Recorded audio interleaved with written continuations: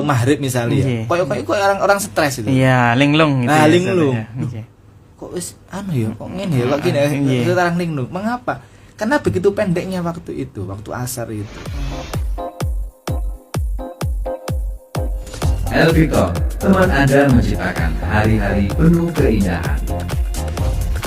Keren dan Warahmatullahi wabarakatuh, Ustaz. Waalaikumsalam warahmatullahi wabarakatuh. Alhamdulillah, sehat walafiat hari ini ya Ustaz ya. Alhamdulillahirabbil alamin. Alhamdulillah, Masya Allah. Keluarga semuanya juga sehat walafiat juga ya Ustaz ya. Alhamdulillah sehat, pangestu masih sehat. Alhamdulillah, mudah-mudahan pinaringan istiqomah sehat walafiat semuanya ya Ustaz ya. Baik, Ustaz, malam hari ini kira-kira topik yang akan kita bahas tentang puniki pembahasannya Ustaz. Topik yang akan kita bahas pada malam hari ini adalah makna surat Al-Asr itu. Surat Al-Asr ini Ustaz ya, makna surat Al-Asr. Baik, dulu Victor, mari kita simak kajian pada malam hari ini bersama Bapak Ustadz Haji Ali Hasan SPDI MAG dengan judul Memahami Surat Al-Asr. Monggo Ustadz, silahkan. Bismillahirrahmanirrahim. Assalamualaikum warahmatullahi wabarakatuh. Waalaikumsalam warahmatullahi wabarakatuh. Alhamdulillahirabbil alamin.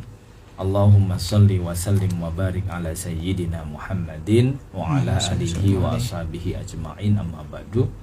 Yang kami hormati para alim, para ulama, para sepuh, yang kami hormati seluruh dulur-dulur Elvictor dan pundi kemawon ugi mboten kesupen yang bertugas pada malam hari ini, Mas Ishak dan teman-teman Elvictor semuanya.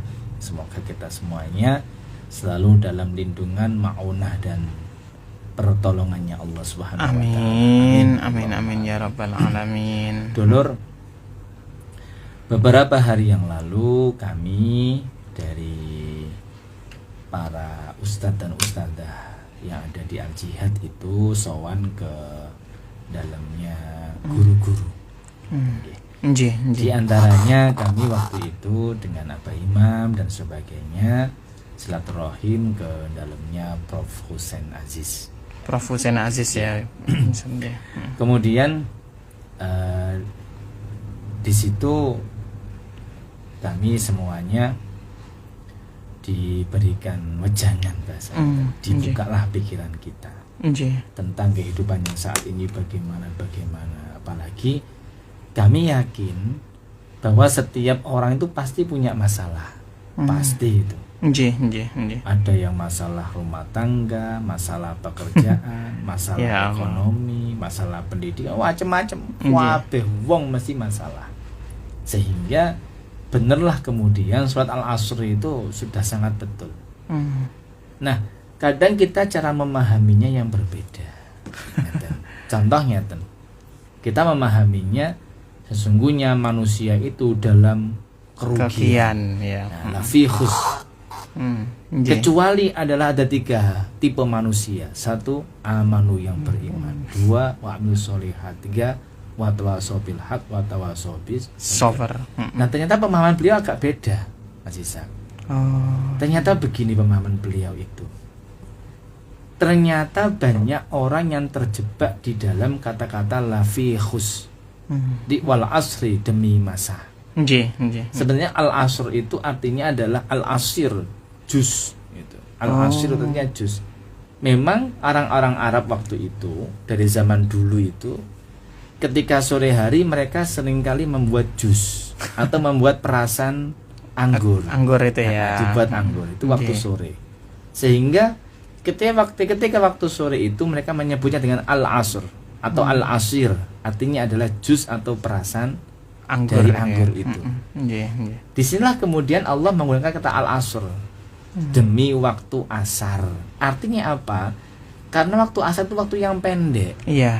Ketika kita tersibuk dengan kegiatan-kegiatan, entah itu pekerjaan, entah itu aktivitas yang lainnya, engkau moro-moro wis maghrib. Gak kerasa. Ya. Makanya katanya orang Jawa dulu, Mas Ishak, kadang kalau kita itu tidur, terus tangi-tangi wis mari asar atau maghrib misalnya. Koyo orang stres itu. Iya, linglung gitu. Nah, linglung. Kok wis kok ngene ya, kok gini sekarang linglung. Mengapa? Karena begitu pendeknya waktu itu, waktu asar itu. Nah, Di dalam waktu yang pendek ini harusnya lah kita itu selalu diingatkan kepada Allah untuk selalu dekat dengannya. Makanya itu waktu asar tadi itu al-asr, waktu asar yang begitu pendeknya.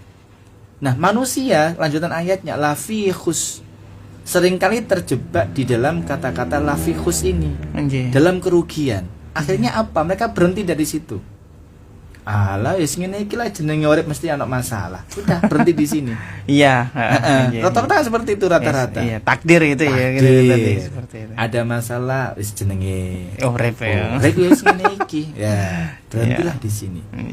Ketika ada sesuatu permasalahan, ada satu musibah, kadang kita malah menyalahkan Allah. Ya Allah. Piye sih Gusti Allah iki? Haji tahun iki lho ruwet. Mosok Gusti Allah meneng ae. Lho disalahno malah Gusti Allah. Lafihus. Kita seringkali terjebak dalam kalimat ini.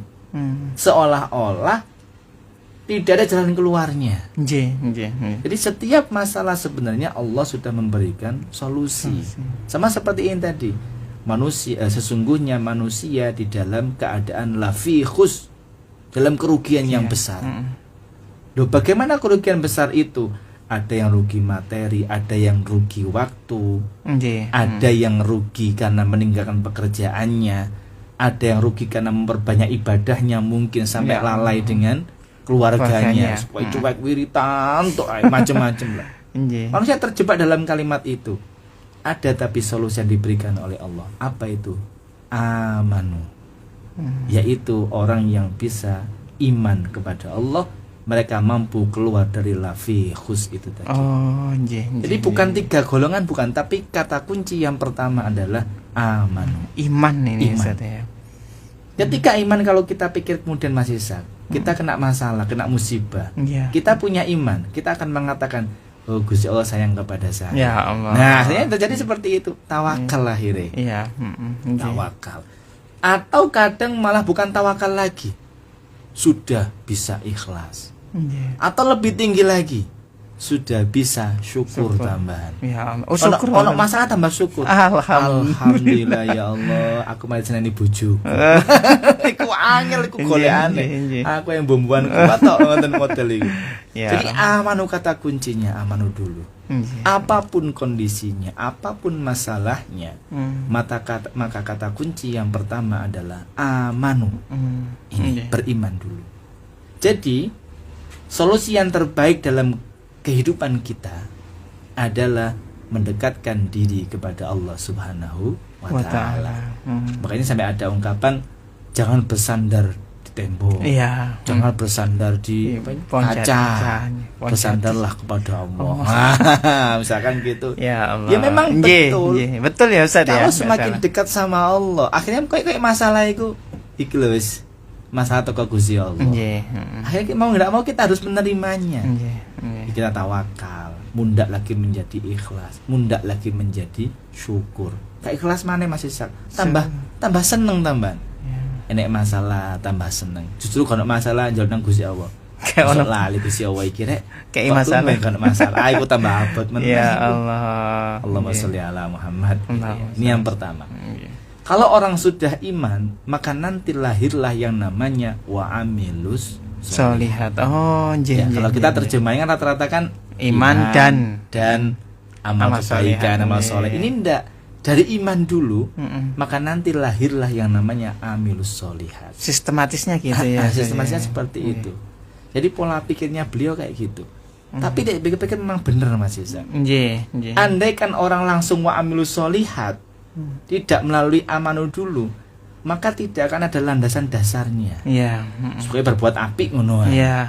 Tanpa dipikir mungkin efek negatif dan positifnya. Pengennya nulungi tambah kepentung misalnya. Karena nggak diimbangi dengan amanu dulu. Tanpa dipikir panjang. Supaya amanu solihat ngono.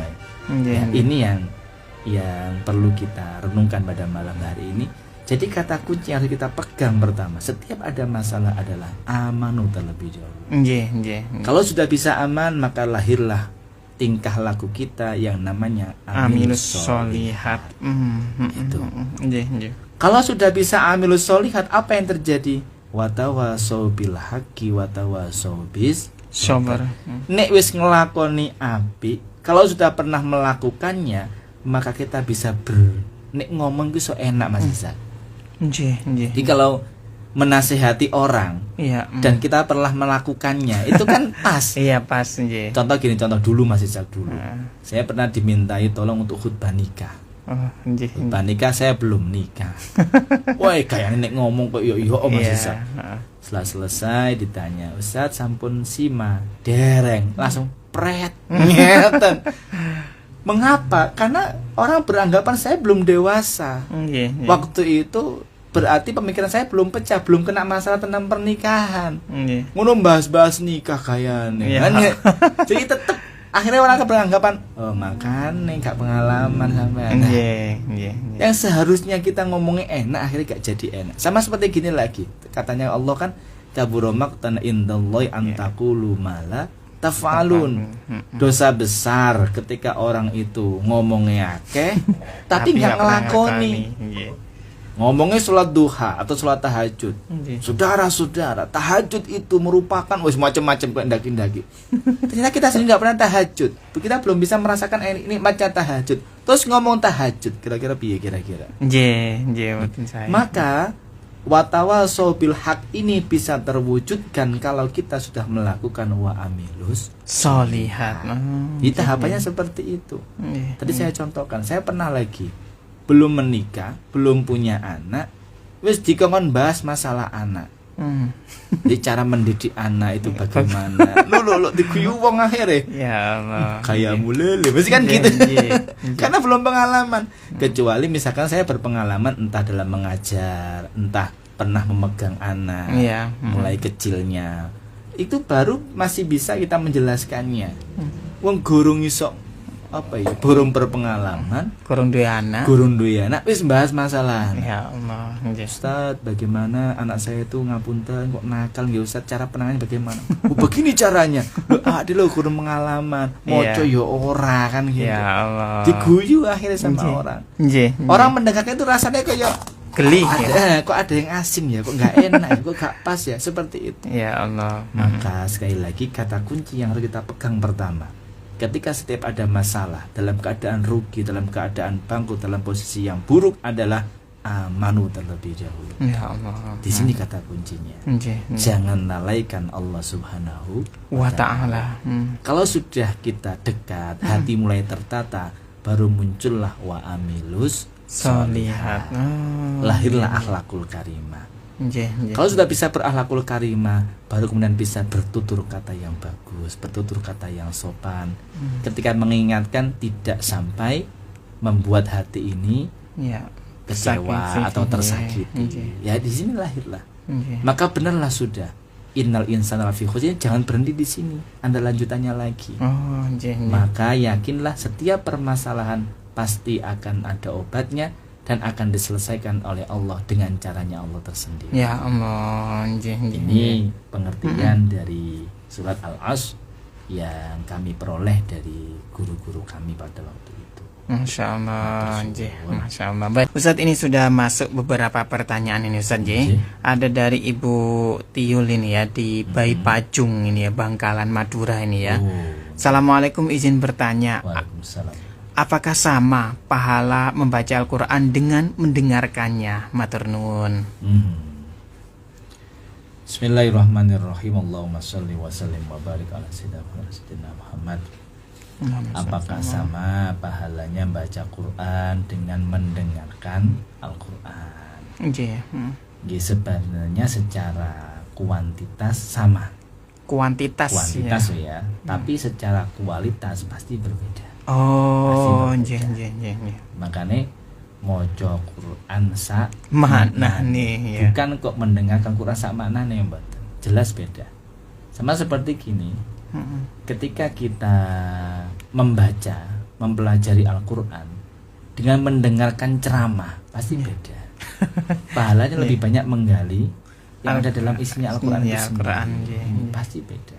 Itu secara kuantitas sama secara kualitas beda itu ya. Namun itu jauh lebih bagus dibandingkan wis gak maca Quran, gak mendengarkan Al-Quran.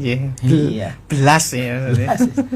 Cuma dikatakan saya sedikit lupa ini. Perumpamaan orang muslim yang baca Al-Qur'an ya. Ini sama halnya. Jadi wis muslim baca Quran lagi. Ibaratnya buah itu baunya harum, rasanya juga manis. Berarti buah apa kira-kira Mas Ishak ya? Harum, manis. Oh, duren berarti duren. Buah duren. Baunya harum ya. Manis. Perumpamaan orang Islam yang tidak membaca Al-Qur'an. Ini. Jadi itu seperti buah yang baunya harum tapi gak manis. Enggak harum itu tapi gak manis. Jeruk apa ya? Jeruk. Jeruk ya, jeruk sing kecut berarti. Jeruk sing kecut. Atau yang lainnya apa Mas? Harum tapi pahit. Ini berarti. Bunga gitu, bunga melati. Bunga melati ya. Ambune enak tapi nek dimakem rasane pahit ya. Tapi nek buah apa ya? Pokoke iku lah. Itu. Nah, sedangkan perumpamaan orang yang tidak Islam tapi dia baca Al-Qur'an, ya, Islam tapi tidak membaca Al-Qur'an. Itu perumpamaan seperti buah yang manis tapi nggak ada baunya. Contohnya berarti kurma berarti. Manis tapi tidak ada baunya. Non muslim yang tidak baca Quran, jadi gak Islam yang gak maca Quran. Wis gak ono ambune, yo rasane gak manis. Ya Allah. Apa itu berarti? Kelengkeng. Kelengkeng sik legi Mas Isa. Iki gak ono ambune dan gak ono manis. Itu perumpamaan. Ya, itu menurut Rasulullah. Saya lupa hadisnya bagaimana. Kurang lebih seperti itu. Ya, jadi kembali Bu Tiul, mboten napa-napa dan itu pahalanya juga besar. Mendengarkan Al-Qur'an itu pahalanya juga besar. Besar ini ya. Pahalanya juga besar. Namun lebih baik, lebih besar lagi kalau kita sendiri yang membacanya.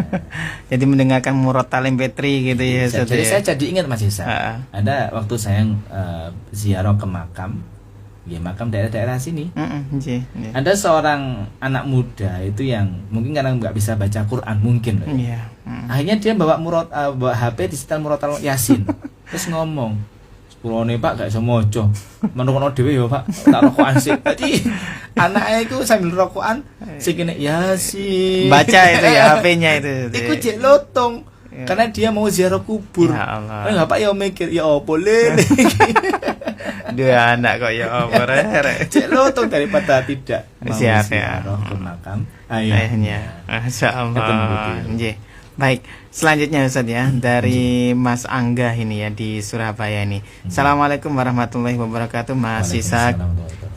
Pak Ustadz, derek tanglet Pak Ustadz. Saya melihat fenomena anak-anak sekolah saat ujian maupun sebelum ujian, mereka biasanya ziarah di makam-makam tertentu, itu tanda kurung wali-wali Allah. Apakah demikian itu dibenarkan Ustadz? Kenapa kok mereka berziarah, kok nggak belajar saja? Mohon pencerahannya, tanda kurung saya orang awam ini ya. Bismillahirrahmanirrahim. Allahumma sholli wa sallim wa barik ala sayyidina Muhammad. Ini hampir sama. Kemarin malam saya dapat pertanyaan seperti ini. Ustaz, kenapa kita itu kok mesti tawasulnya ila hadratin Nabiyil Mustafa Muhammadin? Wih, jelas Nabi Muhammad itu orang yang terbaik, orang yang mulia. Lah kok dikirim Fatihah? Nah iya, awak dhewe lho jek kurang. Kok malah ngirim Fatihah sing orang yang sempurna. Gak salah tau Ustaz. Nah, ada pertanyaan itu. Akhirnya saya jawab begini. Kita itu kalau berdoa kepada Allah, sebenarnya bisa saja doa kita langsung tembus langit, itu bisa. Namun kita sadar diri. Mengapa sadar diri? Awak dhewe lho jek akeh dosane. Ya Allah. Jangan-jangan doa-doa kita itu enggak langsung nyampe ke sana.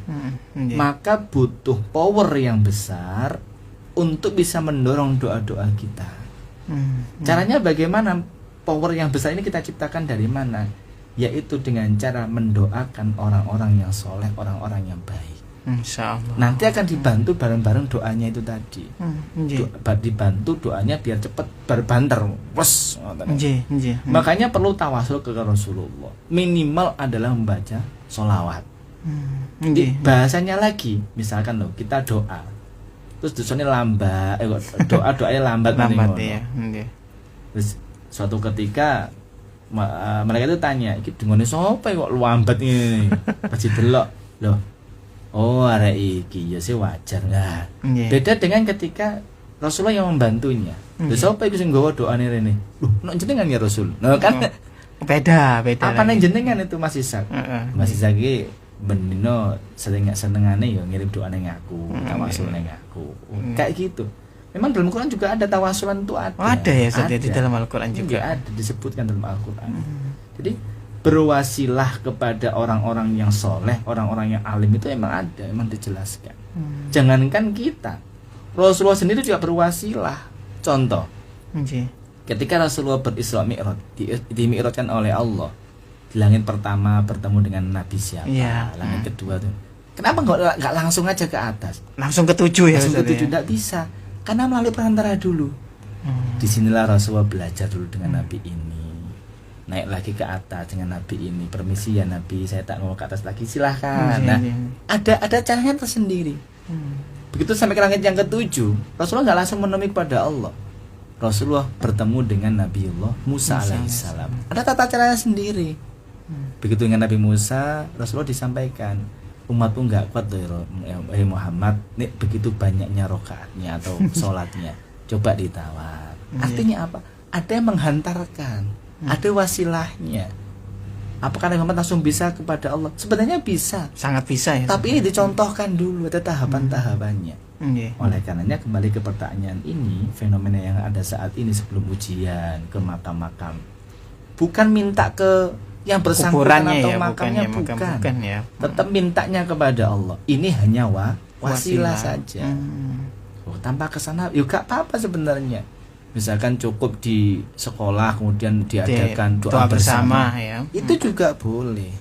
Yang tidak boleh adalah ketika mintanya kepada orang yang meninggal dunia. Mbah, nomor piro Mbah? 15 le. Ya Allah. Nggih. Ngoten nggih Mas Angga. Selanjutnya ini Ustaz ya. Ada ini siapa ini ya?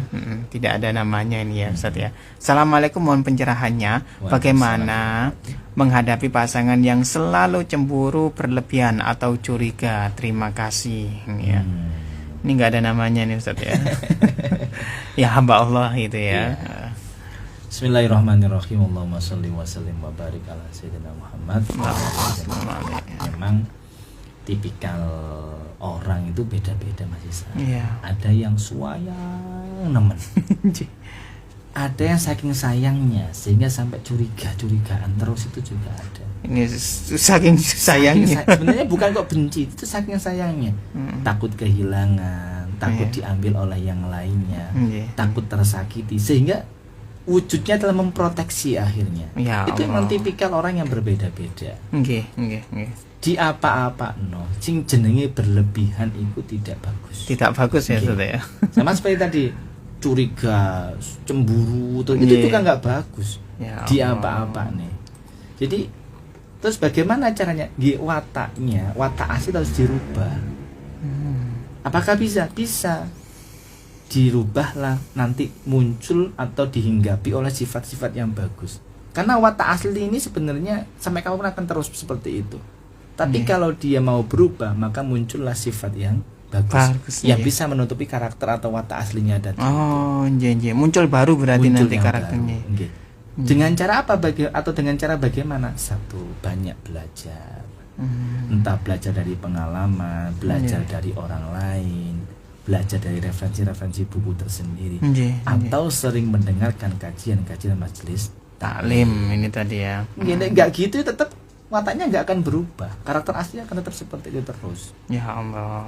Contoh misalkan, maaf saya itu orangnya gampang tersinggung, gampang marah dulu itu. Nek gak tepat, ayo pokoknya. Tapi karena sering bersosial, sering kumpul dengan orang, akhirnya ya berubah, mau ndak mau harus berubah. Tapi suatu saat watak asli akan muncul juga ya. Suatu saat ketika kepepet ono masalah misalkan, akhirnya muncul lagi. Gak ngurus. Nah kayak gitu akhirnya. Ayo. Itu akan muncul. Tapi tidak sesering yang dulu. Ya Allah. Maka sekali lagi dalam menghadapi hal ini, Caranya bagaimana? Ya banyak belajar, itu aja kata kuncinya. Entah belajar dengan sendirinya melalui referensi buku, atau belajar dari orang lain, belajar mendengarkan nasihatnya orang lain, atau belajar melihat kondisi orang lain. Jadi nggak harus kita memiliki pengalamannya ya, observasi juga bisa. Observasi juga penting ya. Tapi kadang ngapunten, kadang rada tersinggung ya kita ngomong gak tepat Mas. Contoh gini, ketika ada tetangga yang berkarakter yang sama misalnya ya, terus kita ngomong, "Lek lho, Dek, ya ini kok akibatin nek gampang cemburuan." Langsung nyender. Emang susah ketika ini tidak bersumber dari dalam dirinya sendiri. Jadi kemauan itu akan bagus, akan sangat mendukung ketika keluar dari dirinya sendiri. Nek dari orang lain kadang ya tersinggung itu mau. Paman toko bojone sing dicurigai. Tambah ya Ustaz. Tambah. Geger perang dunia ketiga. Tapi untuk mengatasi hal semacam ini kalau di dalam rumah tangga ini Ustaz ya, pastinya kan kita ingin memiliki harmonis gitu ya. Itu gimana ini Ustaz agar intinya tidak menyakiti atau menyinggung pasangan kita itu tadi. Nek saya tetap kembali ke al-asr tadi, amanu itu dulu. Dikuatkan itunya. Imannya. Orang kalau sudah imannya kuat, mesti karakter-karakter Islamnya akan muncul yang namanya jiwa penyabar, jiwa ikhlas, jiwa penyayang. Itu akan muncul dengan sendirinya perlahan-lahan. Muncul bahwa dia itu iya sih aku ini karena apa-apa, ini semuanya adalah takdirnya Allah. Muncul lagi, alhamdulillah ya Allah, syukurnya muncul, diberikan suami yang pengertian, akhirnya muncul semuanya.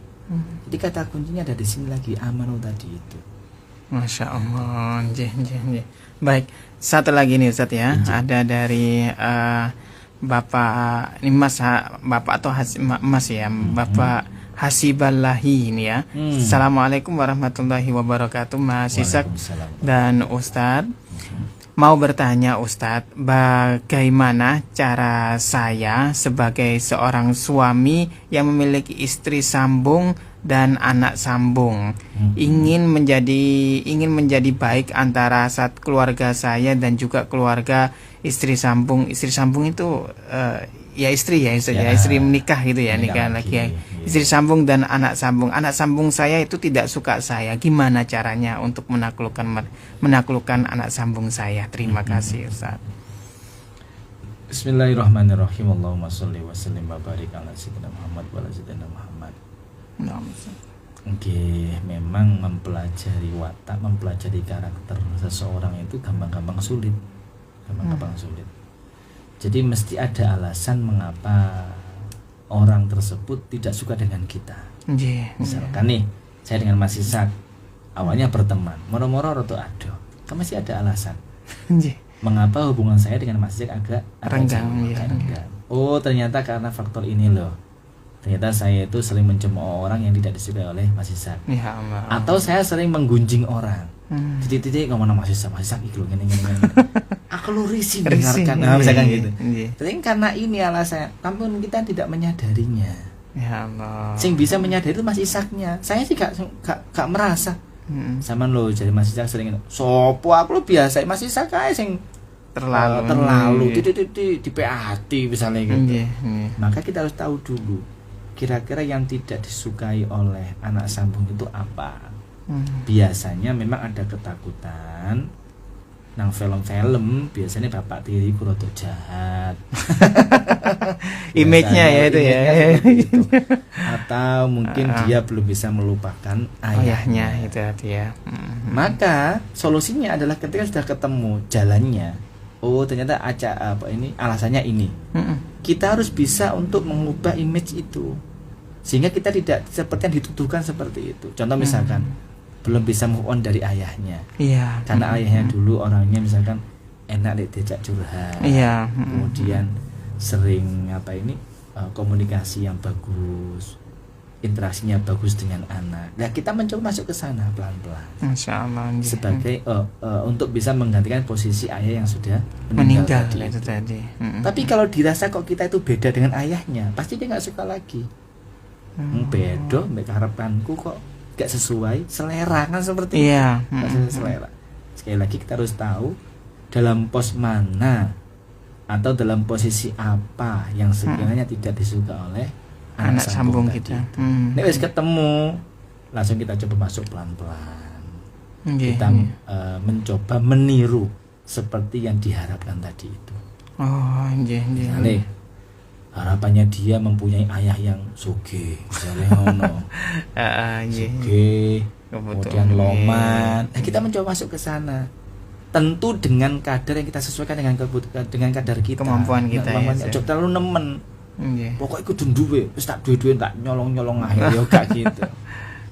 Mencoba loman tapi dengan cara yang sederhana.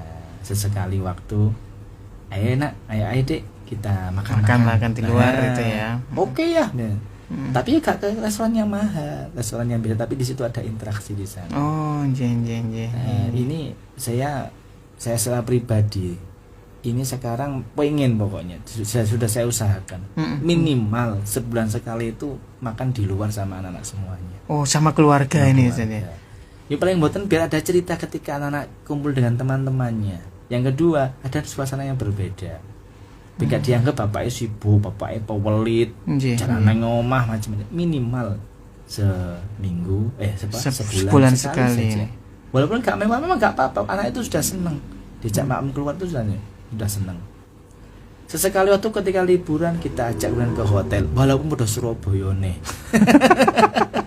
Saya jarang kalau ngajak anak ke hotel yang luar kota aja, paling Surabaya. Kadang malah naik sepeda motor gitu mana. Iya. Tapi kan ada suasana yang berbeda, sehingga anak itu punya kesan yang berbeda dengan keluarganya, gak monoton gitu. Apalagi kemudian nanti ketika anak teman-temannya bercerita, dia juga bisa bercerita. Alhamdulillah aku juga bisa merasakan kok saya pernah diajak sama ayah gini. Iya, itu satu kebanggaan tersendiri bagi anak. Masya Allah, ada itu ya, harus ada itu di dalam keluarga semisal itu ya. Ini merawat keluarga atau bagaimana ini sebenarnya ini Ustaz? Iya betul. Jadi yang penting dalam rumah tangga itu satu Mas Jack sebenarnya, komunikasi ya. Komunikasi. Kalau dalam rumah tangga, dalam keluarga tidak terbangun komunikasi, maka jangan harapkan adanya interaksi yang bagus, adanya hubungan yang bagus. Jangan berharap. Jarang ketemu. Nek takok ya lewat HP atau WA, semangan lewat WA pisan maka jangan berharap untuk bisa langgeng, bisa harmonis, tidak bisa, susah. Maka yang pertama harus ada waktu untuk saling berkomunikasi dan berinteraksi. Sekali waktu makan bareng, meja makan atau rumahnya cilik ya berarti sederhana aja lah di emperan di ruang tamu itu ya, sama ayo makan bareng guys. Enak-enak terong kira sederhana aja lah. Hal yang sepele tapi maknanya luar biasa, hasilnya juga luar biasa. Ya, insyaallah. Itu juga untuk anak sambung juga bisa ya Ustaz ya. Baik. Ya Ustaz, karena juga ngapunten waktunya terbatas juga nih Ustaz J. Oke, semoga kita semuanya selalu dalam lindungan dan maunahnya Allah Subhanahu wa taala.